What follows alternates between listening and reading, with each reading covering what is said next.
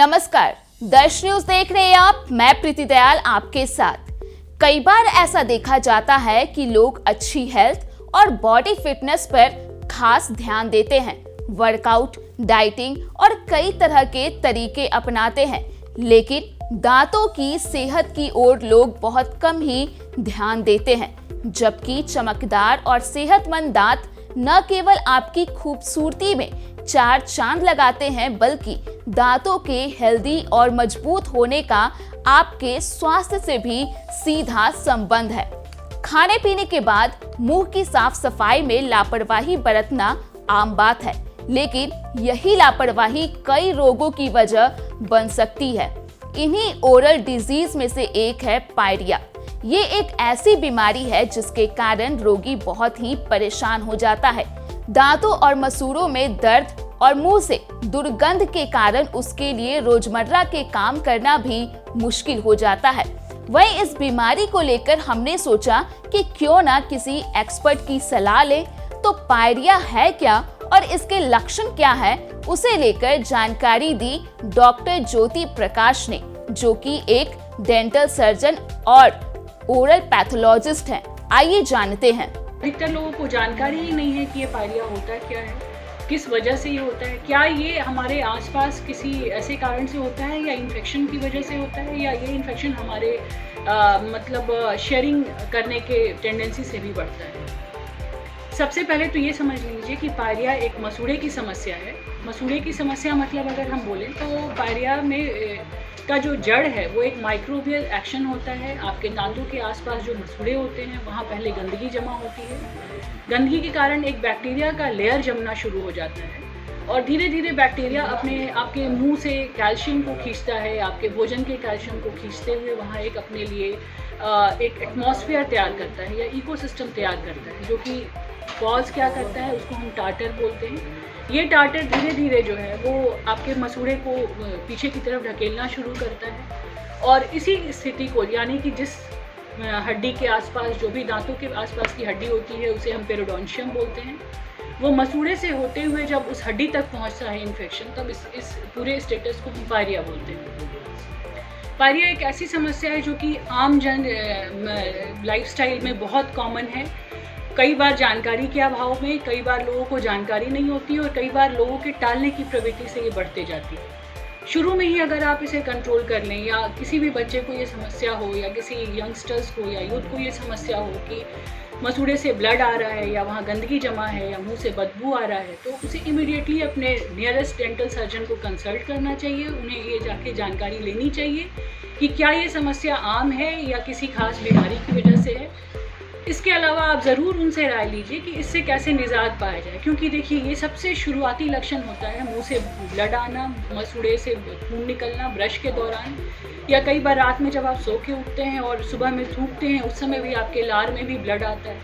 ये सारी समस्याएं जो है वो इनिशियल लक्षण होते हैं पायरिया के। जैसे जैसे ये बढ़ते जाएगा, अचानक से आपको लगेगा कि आप ठीक हो रहे हैं। ये ब्लड वाली स्थिति अब कभी कभी हो रही है, लेकिन आपके दांतों के आसपास कुछ एक मजबूत कड़ापन जैसा कोई सामान पीले रंग का वो जमा होना शुरू हो जाता है, जिसे कई दिनों के बाद अगर आप छोड़ देते हैं तो धीरे धीरे होगा ये कि वो आपके दांतों के हड्डी को नीचे की तरफ खसकाना शुरू करता है, जिसमें दांत आपके अटैच्ड होते हैं और धीरे धीरे दांत जो है वो ढीला होना शुरू हो जाएगा और कभी गिर जाएगा दांत, आपको पता ही नहीं चलेगा, जिसे हम दांतों का झड़ना बोलते हैं। ये इन्फेक्शन अगर जानकारी मिल गई, आपने इलाज करा लिया, तो आप बहुत दिनों तक अपने दांतों को स्वस्थ रख सकते हैं।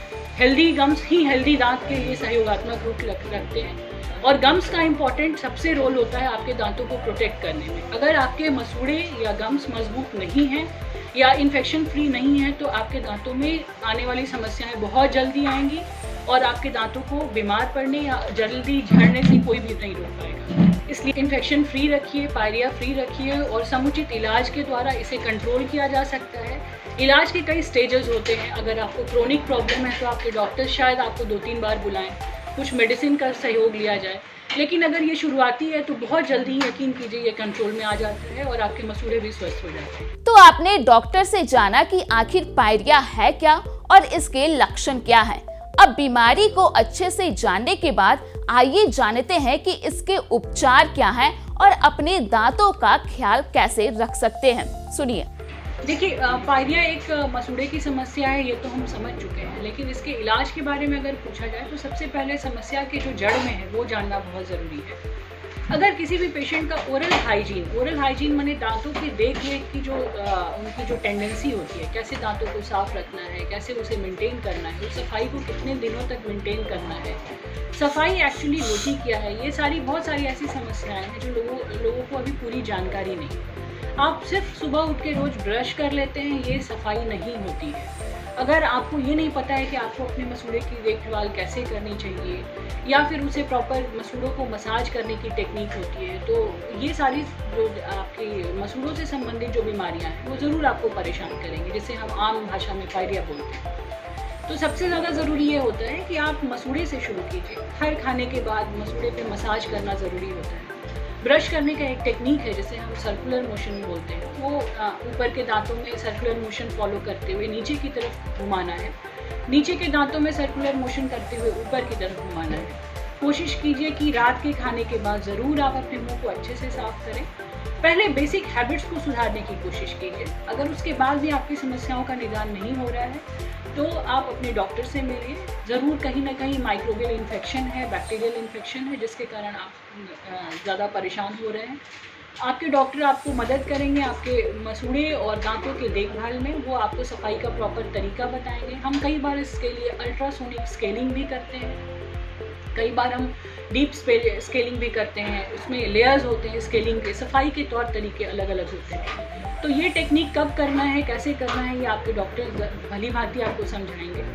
अगर ये सफाई से सिर्फ काम चल गया है तो फिर तब तो ठीक है, आपको 1-2 स्टेजेस में सफाई करके छोड़ दिया जाता है। कुछ माउथ वॉशेस का सहारा लिया जाता है जो कि ओरल हाइजीन को मेंटेन करते हैं। साथ साथ ये भी चेक करना ज़रूरी है कि आपके ओरल कैविटी का पीएच कितना है। देखिए पीएच मैं बार बार बोलती हूँ कि ओरल कैविटी का एक खास पीएच हमें डिफाइन किया जाता है।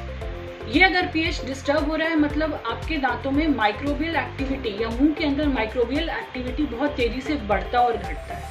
ये पीएच अगर ऑल्टर हो रहा है तो आपके डॉक्टर आपको समझाएंगे कि उसके लिए क्या किया जाए। आपको गैस की समस्या है या फिर किसी अन्य प्रकार की समस्या है जो कि मुंह से संबंधित नहीं है, जिसके कारण आपका पीएच ऑल्टर हो रहा है, तो वो ज़रूर आपको हेल्प करेंगे इसको कंट्रोल करने में। जैसा कि हम पहले भी बोलते आए हैं कि मुंह की आधी बीमारियां जो होती हैं वो मुंह से कम और पेट से ज़्यादा संबंधित होती हैं, शायद लोगों को जानकारी नहीं होती। जैसे जैसे आप अपने डॉक्टर से सलाह लेंगे वो आपको इसके बारे में और ज़्यादा स्पष्ट बताएंगे। अगर गैस्ट्राइटिस की शिकायत है आपको या फिर आपको बहुत लंबी कोई डायबिटीज़ की दवा चलती है तो आपको पायरिया के प्रति बहुत सचेत रहना होगा। अगर आप कार्डियक पेशेंट हैं तो आपको पायरिया को लेकर बहुत ज़्यादा सचेत होना होगा, क्योंकि मोस्टली कार्डियक पेशेंट को इन्फेक्शन हार्ट तक मुंह से ही पहुंचता है। उस केस में भी हम बहुत ज़्यादा अलर्ट रहने की सलाह देते हैं पेशेंट को। हमेशा माउथ वॉश प्रॉपर चुनिए, उसका प्रयोग कीजिए, मसूड़ों पे मसाज कीजिए, और अगर हो सके या आपके डॉक्टर अगर प्रिस्क्राइब करते हैं तो आप ज़रूर से ज़रूर प्रॉपर उसकी दवाइयाँ आती हैं उसके थ्रू आप इलाज कराइए। एक बार अगर इलाज हो गया तो ये सोच के आपको निश्चिंत नहीं हो जाना चाहिए कि एकदम से ठीक हो गया। आप अपने डॉक्टर से अल्टीमेटली हर 6 महीने या 1 साल पे मिलिए।